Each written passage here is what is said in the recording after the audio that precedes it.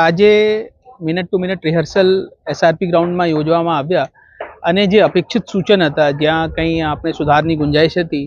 એ બધા ટીમ મેમ્બર્સને સૂચન આપવામાં આવ્યા અને આ રિહર્સલ હવે સતત 14 તારીખ સુધી ચાલશે, તાકી આપનો ધ્વજવંદનનો જે 15 તારીખના રાષ્ટ્રીય પર્વના કાર્યક્રમ છે એ છતી રહે.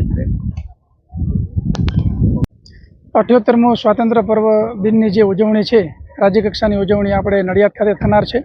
અને એ સમગ્ર ખેડા જિલ્લાના નાગરિકો માટે સદભાગ્યની વાત છે. અને જે પ્રેક્ટિસ ચાલુ છે એ પૈકી આજે પ્રથમ રિહર્સલ કલેક્ટરશ્રીની અધ્યક્ષસ્થાને હતું અને એની અંદર પોલીસની પરેડ ટોટલ 19 પ્લાટૂનો પાર્ટિસિપેટ થઈ રહ્યા છે. એ સિવાય રાઇફલ ડ્રીલ, ડોગ શો અને જે મરીન ટાસ્ક ફોર્સ છે એના ડેમોન્સ્ટ્રેશન, અલગ અલગ અમારા પોલીસ ડિપાર્ટમેન્ટની 370 જેટલી મહિલાઓ દ્વારા જે કલ્ચરલ એક્ટિવિટીના અલગ અલગ પ્રકારની એક્ટિવિટી, એટલે જે સમગ્ર પોલીસની અલગ અલગ તમામ જે એક્ટિવિટી છે એનું મિનિટ ટુ મિનિટ આજે રિહર્સલ કરવામાં આવ્યું અને ખૂબ જ સરસ રીતે અમારી ટીમ પરફોર્મ કરી રહી છે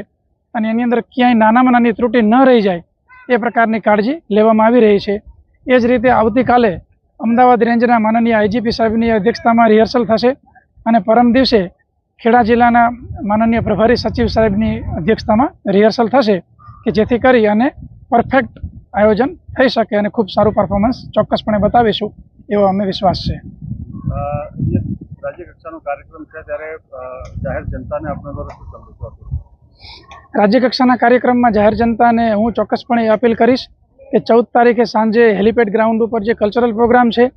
એમાં પોતે સહર્ષ ભાગ લે પોતાના પરિવાર સાથે. ખૂબ જ સુંદર આયોજન જિલ્લા વહીવટીતંત્ર દ્વારા કરવામાં આવેલું છે અને 15 અને 16 આ 2 દિવસ જે BAPS કેમ્પસ છે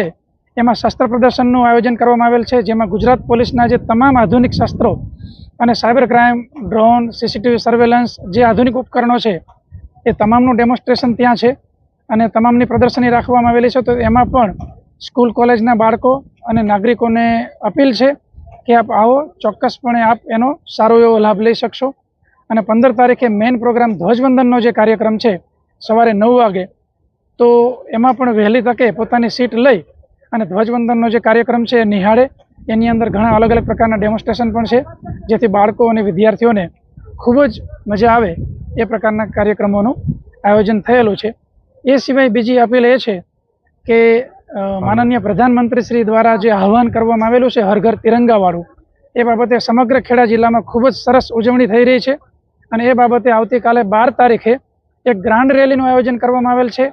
જેમાં ખેડા જિલ્લાના જે નાગરિકો, આગેવાનો, વિદ્યાર્થીઓ, પોલીસના 2000 જેટલા જવાનો